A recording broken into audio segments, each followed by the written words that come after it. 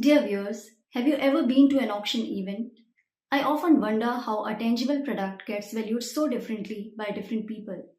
In fact, it's even more irrational to see the battle of bids when the same bidder is willing to pay 4 times of the original bid he made. An auction scene is one of the most likely places to see a full range of human emotions on display, be it pride, excitement, FOMO, overconfidence, herd mentality, and more. Now you can say that the value is in the eyes of the beholder. Certainly, you can't capture in numbers the emotional or prestigious value of Picasso's work or of a rare signed photo of Mahatma Gandhi. But what when matters get practical?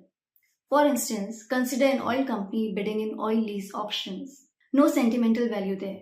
The quantity and the value of the oil are going to be the same for all the bidding participants. Let's say the real value of the oil in the block is rupees 1 trillion and the bids for this asset start from rupees 500 billion and go up to rupees 2 trillion. Obviously, the highest bidder wins the lease. But would it be a real win, considering that the winner paid a price that was double the value he got? Well, this is a phenomenon of winner's curse. The term winner's curse was first addressed in 1950 by engineers of an oil field. They claimed that year after year, the oil companies were marred by low returns on account of oil lease auctions.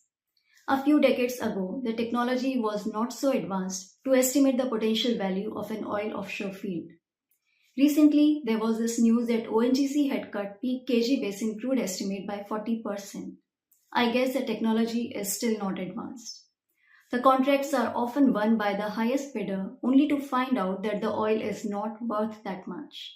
Now, it would not be an exaggeration to call it a gamble or a game of probabilities. But we don't need to go that far in history to understand the implications of winner's curse. As India's infra and capex cycle are in full upswing, this curse could come true for quite a few infra players. You see, with a strong government capex, it has been raining orders for companies in the manufacturing, construction, and infra ecosystem. Railway, defense, and green energy stocks have witnessed a sharp run-up as such in last 1 year. Now, most of these contracts are tender-based, which are marked by intense competition.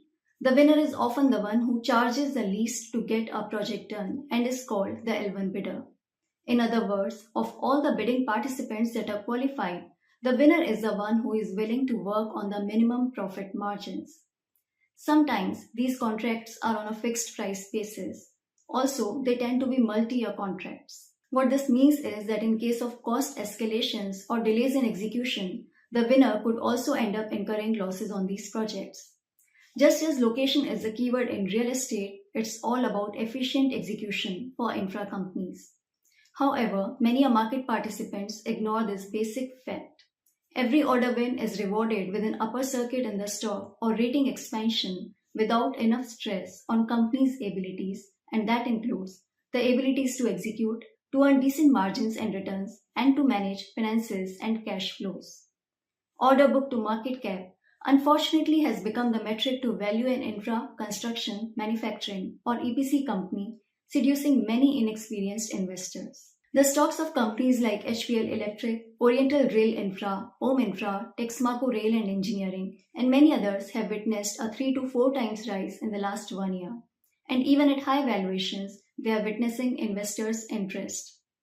Now, despite a sharp rise in revenue, the return ratios in equity and capital employed of them leave a lot to be desired and are poorer than what one may fetch in fixed deposits.